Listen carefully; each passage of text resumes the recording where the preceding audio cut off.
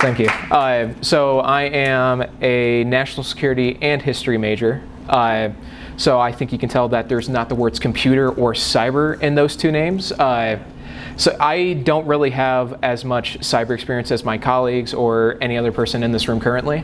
I was brought on for my specialties in my growing career, which is intelligence analysis and background research and OSINT, just a lot of that stuff. That's why I'm here.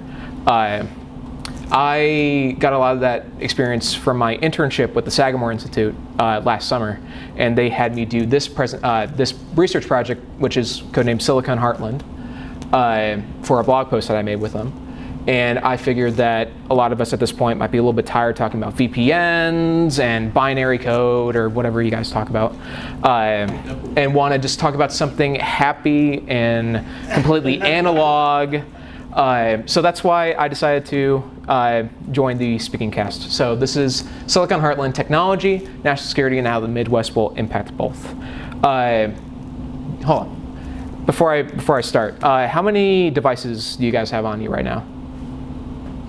Just the one? Just the one? 3? Oh my goodness. One. Yeah, I got this, I got that, and I have this microphone on me. So that's. I didn't bring my watch. There we go. So the average American household in 2022 had 22 connected devices in it, which ranges from smartphones to smart watches to smart TVs to smart refrigerators. This trend of increased electronics usage was accelerated because of the COVID-19 pandemic, where we were all told to stay home but still work. But that in turn greatly hindered the issues, the global supply chain, which made electronics hard to come by. All electronics are run by computer chips or semiconductors. The lion's share of semiconductor production pre-COVID was overseas. In 2019, 100% of logic semiconductors in the category of less than 10 nanometers, which I guess means something, I don't know, were made in Southeast Asia. 92% of those were in Taiwan, which is a non-recognized state that might be invaded any day now. In 2019, the United States in 2019 had only 12% of all computer chip production, while roughly 72% of all computer chips were made in Southeast Asia. When the pandemic began, American consumers were hit with electronic shortages due to this horrifically lopsided supply chain and experienced price hikes that have yet to truly subside in our consumer economy. This and other shortages since then, including toilet paper, gasoline, that kind of stuff, have been a wake-up call for tens of millions of Americans to start really validating the journey products make from the factory to the pump, to the store shelf, or to our front door. On August 9th, 2022, United States House of Representatives did something productive, and they passed House Bill 4346, otherwise known as the CHIPS and Science Act of 2022. Because of this, American manufacturing is coming home via public and, more importantly, government demand. The Heartland, also known as the Midwest or the Rust Belt, is primed to be a reborn center of American manufacturing and a focal point in the new American high technology network. This presentation is going to be covering the national situation regarding computer chips. I'm going to start after this slide, explaining what a computer chip is, deconstruct the dilemma facing our economy and national security because of the computer chip shortage, analyze the CHIPS and Science Act of 2022 and its history, and then finally highlight some of the many investments and projects made possible by the CHIPS Act in the Midwest. So before we get in, we're going to get a frame of reference to figure out what a semiconductor is. A semiconductor, which can also be called an integrated circuit, a microchip, or just a chip in the context I'm using them, is an electronic device that receives, processes, and stores information in an electronic system. They first began appearing in both military and commercial computers in the 1960s. Before that, we had hulking monstrosities covered in vacuum tubes like that INAC right there. That one was made to calculate artillery trajectories for the Army. Computer chips are the brains and neural system of the electronic system, performing similar functions as our neural system in our own bodies do. Every signal sent in an electronic system, including inputs in a keyboard, requires a computer chip of some kind. The productions of these chips are incredibly complex and way out of scope for both this presentation and my sanity to learn them, so I'm going to dumb it down for all of us. The production period of a computer chip can last anywhere between 11 and 20 weeks based on the complexity of the chip itself. They're produced in a foundry or a fab, which has to be completely clean at all times, or dust particles in the air will completely destroy them. The main product in the fabs that comes out of it is a wafer right down there, which is usually made of a semiconducting material or a material that conducts electricity, such as silicon.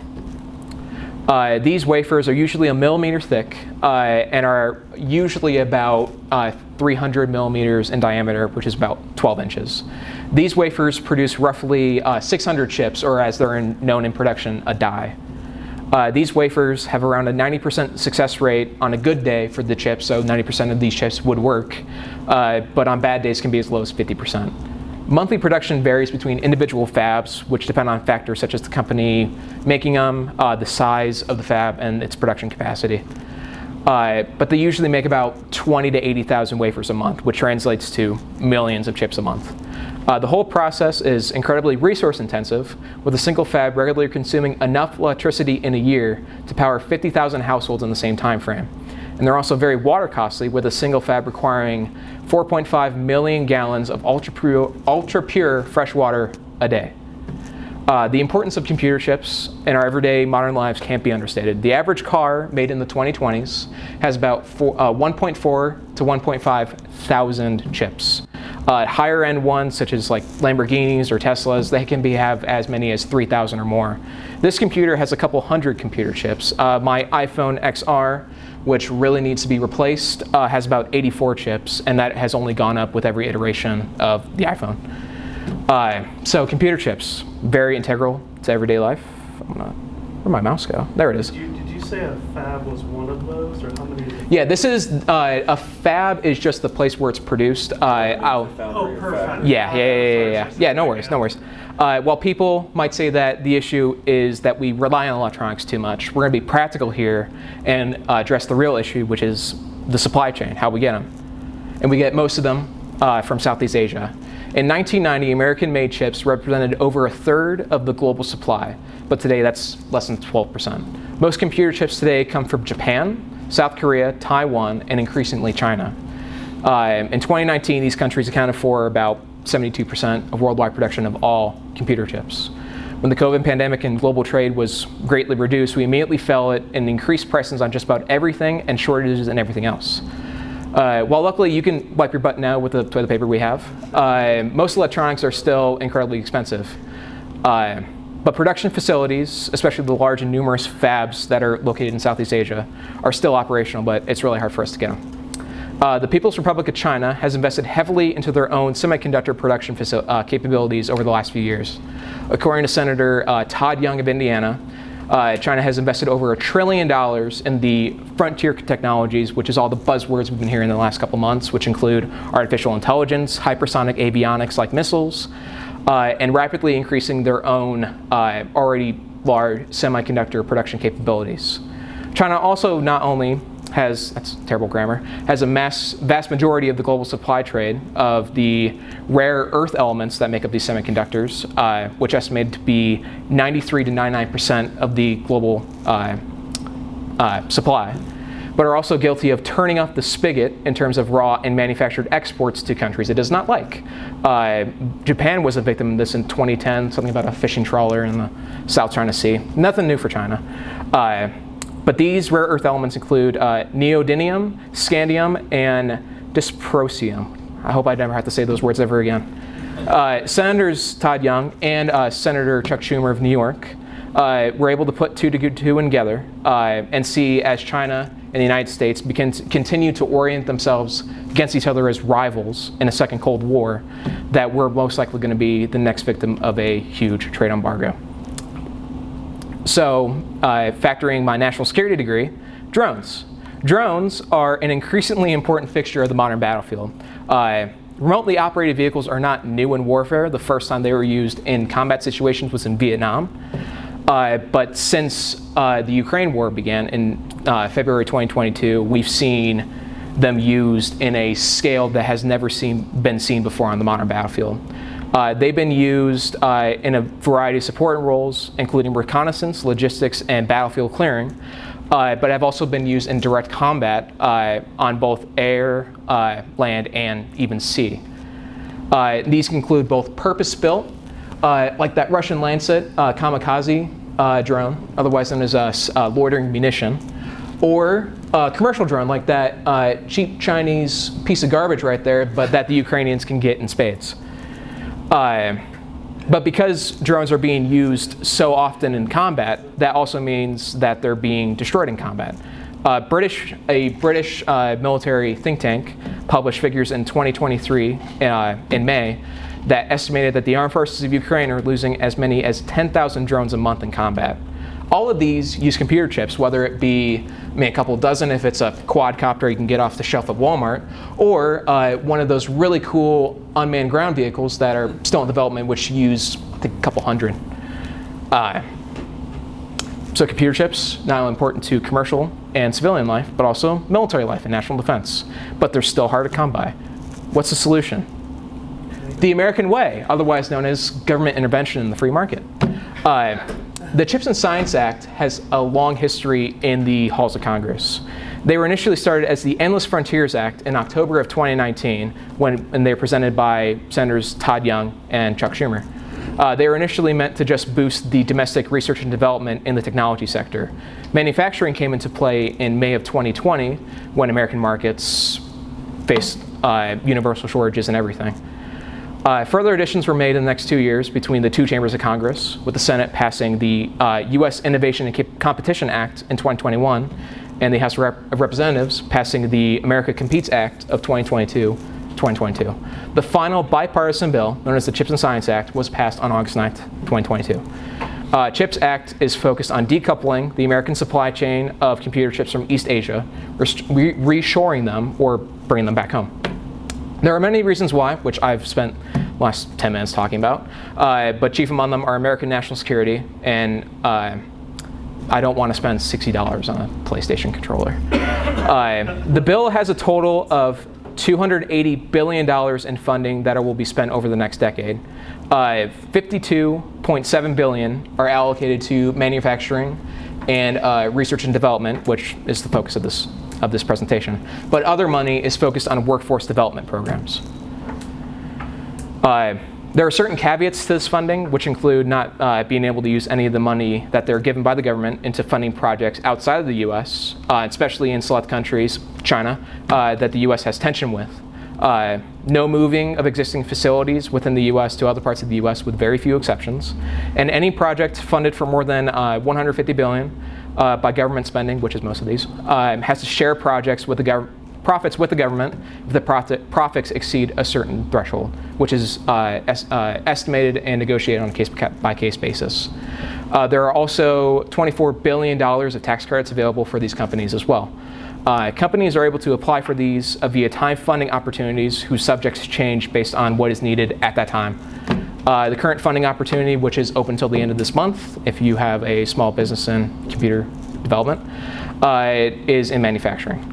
So we have all the context that we really need or want. So now I can talk about how the CHIPS Act has had impact in the real world. The first state I want to discuss is the great state of Michigan. Any Michiganders? Hey, there we go. That's awesome. So out of the 3 states that I have, Michigan already had a semiconductor industry already present that was worth about $4.6 billion before CHIPS and Science was passed. And it's mostly located in northern Michigan. Both of these projects are about right here. There are 2 major projects that I want to talk about. The first is the expansion project by SK Siltron CSS. It was first announced in September of 2022. And it's expansion of production capability at the existing fab that they have in Bay City, Michigan. The investment was reported to be about $300 million, and it will add about 300 jobs to that area. The other project is by Hemlock Semiconductor. It was announced in October of 2022, and like the previous project, is just an expansion of the facility and consequently their production capabilities. Hemlock's project, which is located in Thomas Township, Michigan, which is around the same area of Michigan, is worth about $375 million and will add about 175 jobs to the local economy. Ohio, any Ohioans? There we go. Yeah, we've talked about this before. Ohio is seeing the greatest amount of growth in their tech manufacturing when comparing pre and post chips. There was very little chip production in Ohio before the announcement, but since its implementation even before that, there has been tens of billions of dollars worth of investment in the state. The largest computer chip production facility in the world is currently under construction outside of Columbus in the town of New Albany by Intel. Ohioans have heard about this a lot since it was announced in January 2022, codenamed Ohio 1. It's going to take up over 1,000 acres of farmland outside of town. My aunt and uncle actually live in that town. They know a lot of the farmers who can retire early because of this. The initial investment is valued at $20 billion, with 2 individual fabs currently under construction. But Intel has made it very clear that they have the capacity to add up to 8 fabs in this facility and make it worth over $100 billion. This would make it potentially the largest chip producing facility in the world, with millions upon tens of millions of working chips a month in production. There are about 7,000 construction jobs made just in the construction of this alone, with the permanent workforce resting about 3,000 people currently. The vastness, Ohio 1, has led to more projects announced all over the state dedicated purely to the logistics of this one facility, mostly in supplying of raw and advanced materials for more production. One of these projects is Toso America, at their facility in Grove City, which is around the same area. This facility supplies chemicals and other advanced materials, including quartz, that are used in the production of computer chips. They announced this in February 2022. It'd be worth about $20 million and add about 50 jobs. There's also expansion at Chemtrade Logistics in Cairo, Ohio. They announced they'd be spending $50 million to expand their facility. That's Toso, my mistake. But they'll be at about $50 million in terms of the investment to the expansion of their facility, but they're still not saying how many jobs that they're going to be adding. Last but not least, Indiana. Indiana's expected expansion in the manufacturing industry represents the greatest amount of change and positive impact on both American manufacturing as well as national defense. A lot of this investment has been put into Purdue, which I think is like the 6th largest engineering school on the earth, and specifically their main campus in West Lafayette, Indiana. 2 major announcements have been made, one in design and one in manufacturing of computer chips. The manufacturing project is led by Skywater Technology, which is an American chip manufacturer. In July of 2022, they announced they'd be building a $1.8 billion computer chip fab in Discovery Park, which is across the road from Purdue's main campus. They announced they will create about 750 jobs, which will be rapidly filled by Purdue's new semiconductor engineering degree. One of the biggest companies in the global semiconductor industry, Taiwanese-based MediaTek, also announced they'd be expanding their operations for the first time in the Midwest. This is going to be in the form of a chip design facility that will be located in the Burke Nanotechnology Center on Purdue's campus, and an investment worth about $30 million. While only a few companies are able to financially bear the costs of manufacturing computer chips, there are a lot of companies that design them. MediaTek is one of them. They're not only one of the largest producers of chips in the world, being the 3rd largest fabless computer chip company on Earth, but they're also one of the most prolific designers. Only 30 jobs are expected to be created for this design center, but all of them are going to be sourced directly from Purdue's undergraduate population. The biggest and potentially most significant development I'll be talking about today is Westgate in the Odin Crane area. The development was announced in November of 2022 as a collaborative effort between 4 American technology companies with experience in both computer chip design and manufacture. The park is officially designated Westgate at Crane Technology Park. I think that's a stupid name, so I just call it Westgate, my mistake. This investment between the 4 of them is about $277 million, and they should have created about 549 jobs by 2028. What makes this most noteworthy, discounting that this is a major inter-industry collaborative effort, it's worth a lot of money, is the location. Westgate will be 6 miles away from Naval Surface Warfare Center Crane. If you don't know what Crane is, NSWC Crane is a weapons research and development center owned and operated by the U.S. Navy. Its three main missions are expeditionary warfare, strategic missions, and electronic warfare. And I have it on very good authority that this will, for the next few decades, be including the development of drones for naval, sea, and air combat environments. When you're developing drones or just any sort of military equipment, it's highly beneficial for the government contracting to have close communication and proximity with the companies they are working with and the facilities that are developing those weapons.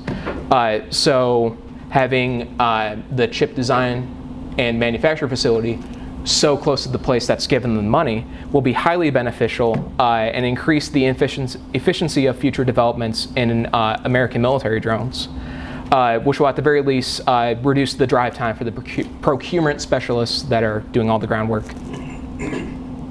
So the impact. The CHIPS and Science Act has made an incredible impact on America's high technology manufacturing industry since its initial announcement, and in the Midwest in particular. Nationwide, there has been over $210 billion worth of private industry investment, with over 60 projects being announced nationwide, with a total estimate of 44,000 new jobs, all of this over the next decade. In the 8 projects I've talked about today in 3 states, there has been anywhere between $22.8 and $102.8 billion worth of investment in about 4,854 related jobs. So I collected most of the information I talked about today in June of 2023 from the Semiconductor Industry Association, and even when I was getting it currently as it was happening, that wasn't the whole truth. There are dozens of smaller investments and projects here in the Heartland alone that haven't been really covered by major statistical resources. The Silicon Crossroads Microelectronics Commons Hub grant, which was announced this last September, was awarded to the state of Indiana last month with an initial funding round of $33 million. Quality Quartz Engineering, located in Beaver Creek, Ohio, outside of Dayton, was announced a few weeks after the CHIPS Act was passed in August of 2022, which is the tripling of their production of quartz materials for computer chips, an investment worth a couple dozen $1 million. If I went in detail on the workforce development efforts being made by government and private sectors, including what Purdue's been doing, what Ivy Tech is currently doing, I would literally be here all day. So I'm not going to. The Midwest, or the Heartland, was also once known as the Steel Belt. We were among one of the most industrialized regions on Earth. It's no secret, especially here in Indiana, especially here in Anderson, how the exodus of American manufacturing has hurt our local economies, our quality of life, and our collective consciousness. The reshoring of manufacturing in Indiana, Ohio, Michigan, other states in the Great Lakes Heartland region, and this entire union is telling of this new area of history that is just beginning to dawn. Whatever happens, the Silicon Heartland is going to be at the forefront of American industry and American national defense once again. Any questions?